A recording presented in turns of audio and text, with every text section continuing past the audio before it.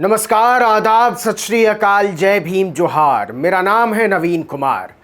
आप तो जानते ही हैं कि प्रधानमंत्री नरेंद्र मोदी जब भी सोचते हैं तो बड़ा सोचते हैं। जैसे खरीदना है तो हजारों करोड़ लगाकर घूमने के लिए जहाज खरीद लो, संसद ही नहीं बना दो, बनारस ही तहस नहस कर दो। अभी हाल ही में उन्होंने देश का टेंडर जारी करने का ऐलान किया है। पूरा देश ही बेच डालो। 70 साल में नेहरू, इंदिरा, राजीव, अटल, मनमोहन ने जितना बनाया है सब बेच डालो। अब उनको कुछ नहीं मांगता। जब हम छोटे थे तो 15 अगस्त 26 जनवरी को एक गाना खूब बजता था, अब तुम्हारे हवाले वतन साथियों। इसका असली मतलब मोदी जी ने समझा, और समझा ही नहीं, उसे दिल से लगा लिया, बोले तो आत्मसात कर लिया। अब तुम्हारे हवाले मतलब अंबानी के हवाले, अडानी के हवाले, कुछ टाटा के हवाले, कुछ बिरला के हवाले। सर जी आप क्या करेंगे? तो हम करेंगे ना, जो पुरखों ने बनाया है उसका टेंडर निकालेंगे। लेकिन आज के वीडियो में मैं उसकी बात नहीं करने वाला, कुछ और ही बताने वाला हूं। ज्यादा दिन नहीं हुए हैं जब देश चलाने के लिए मोदी जी ने देश बेचने की पॉलिसी का ऐलान किया है। नाम दिया है नेशनल मॉनेटाइजेशन पाइपलाइन, एनएमपी। अच्छा, मोदी जी नाम बहुत बढ़िया बढ़िया देते हैं। जैसे वो जलेबी भी बताना चाहेंगे ना तो बोलेंगे एसएमपी, शुगर मैदा प्रोडक्ट। आदमी को एहसास ही ना हो कि यार अपना ही माल है, वो भी हर चौराहे पर हर सुबह मिलने वाला। तो ये जो देश बेचने का अभियान है एनएमपी, उससे 6 लाख करोड़ रुपया जुटाने का लक्ष्य रखा गया है। लेकिन जैसा कि मैंने शुरू में ही कहा, मोदी जी सोचते हैं तो बड़ा सोचते हैं। लेकिन इस बार उन्होंने बड़ा नहीं, बहुत बड़ा सोचा है। उनका बूता चलता तो अमेरिका इंग्लैंड की कंपनियां भी बेच देते, Google, Apple, Facebook, Amazon type सब। लेकिन वो बिकने वाली कंपनियां नहीं हैं, खरीदने वाली हैं। अपने इंडिया से बड़ी इकोनॉमी है इन कंपनियों की। तो मोदी जी ने एक नया नारा दिया है, चलो गांव की ओर। आप कहेंगे ये तो बड़ा पुराना नारा है, चलो गांव की ओर। गांधी जी ने इसी को ग्राम स्वराज कहा था। आप भी कैसी बात करते हैं? गांधी जी को मोदी जी से मिला दिया। गांधी जी ने जहां सोचना बंद किया था उसके आगे से तो मोदी जी ने शुरू किया है। गांधी जी ने कहा हम गांव को बनाएंगे, मोदी जी ने कहा ना, हम गांव को बेचेंगे। आपको हैरानी हो रही होगी, लेकिन सुनिए, मोदी सरकार ने हर राज्य और संघ शासित प्रदेश को एक एडवाइजरी जारी की है कि आपको अपने संसाधनों का मोनेटाइजेशन करना चाहिए। ग्राम पंचायतों को मोदी सरकार में बेचने को मोनेटाइजेशन कहा जाता है, आप जानते ही होंगे। तो आत्मनिर्भर भारत का मतलब न रहेगा बांस न बजेगी बांसुरी। पंचायती राज मंत्रालय ने 16 अगस्त को सभी राज्यों को यह एडवाइजरी यानी निर्देश जारी किए हैं। इस चिट्ठी पर पंचायती राज सचिव सुनील कुमार के हस्ताक्षर हैं। इसमें एक नमूना कैलेंडर नत्थी है, बोले तो सैंपल कैलेंडर, जिसमें 71 विषयों का जिक्र है। यह 71 विषय कोई दर्जन भर थीम के तहत कवर किए गए हैं।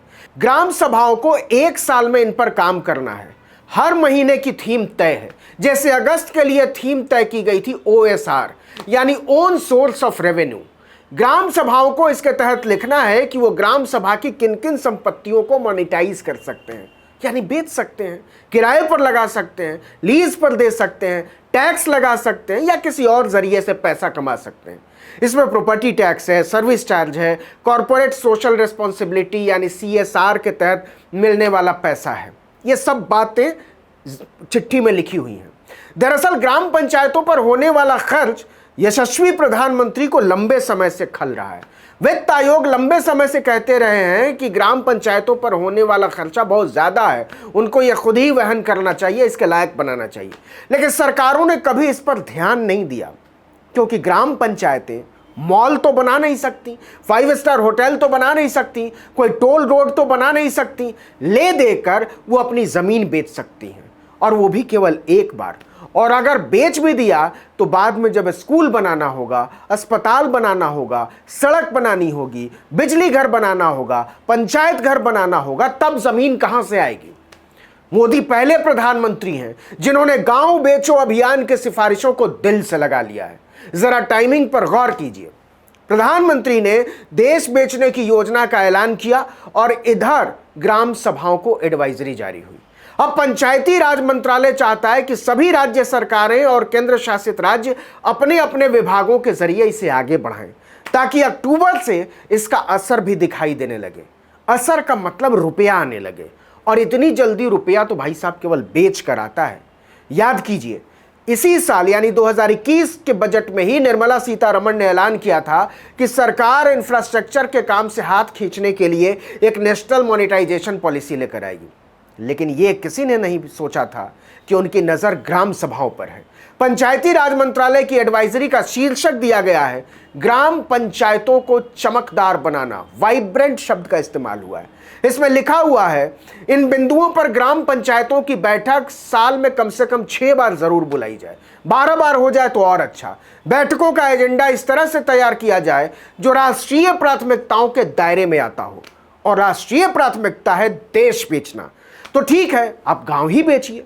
इसी चिट्ठी में आगे लिखा गया है कि लक्ष्यों की प्राप्ति के लिए एक कैलेंडर बनाया जाए कि उद्देश्यों की प्राप्ति के लिए यानी मोनेटाइजेशन के लिए क्या क्या किया जा सकता है ग्राम सभाओं के स्तर पर।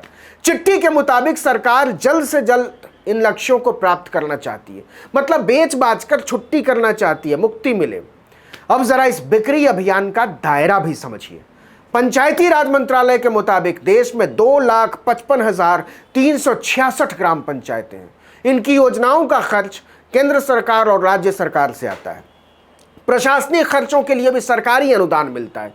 यह अनुदान कितना होगा यह वित्त आयोग तय करते हैं। जैसे 15वें वित्त आयोग ने 2021 से 2026 यानी 5 साल के लिए स्थानीय निकायों का अनुदान 2,36,805 करोड़ रुपया तय किया है। इसके पहले 14वें वित्त आयोग ने 2015 से 20 के 5 साल के लिए यह रकम 2 लाख करोड़ तय की थी। मोदी जी को यह रकम बहुत लंबे समय से खटक रही है, लेकिन वो ये भी जानते हैं कि अचानक से गांव बेचने के अभियान पर उतरे तो बहुत बड़ा हंगामा खड़ा हो जाएगा। इसलिए उन्होंने कैलेंडर बनाने से शुरुआत की है। गांवों का रेल बनाने की शुरुआत इसके बाद होगी और इसके बाद उनको रॉकेट बनाया जाएगा। हंसिए मत, गांवों का रॉकेट बनाना तो आपको भी रहने के लिए अंतरिक्ष में जाना पड़ेगा, जमीन पर जगह नहीं मिलेगी। इस वीडियो में इतना ही, लेकिन अगर आपने आर्टिकल 19 इंडिया को अब तक सब्सक्राइब नहीं किया तो फौरन कर लीजिए। बेल आइकॉन दबाइए, घंटी जैसी आकृति, लाइक कीजिए और कमेंट करके बताइए हमारा वीडियो आपको कैसा लगा और आने वाले दिनों में आप हमसे किस तरह के वीडियो की उम्मीद करते हैं। नमस्कार।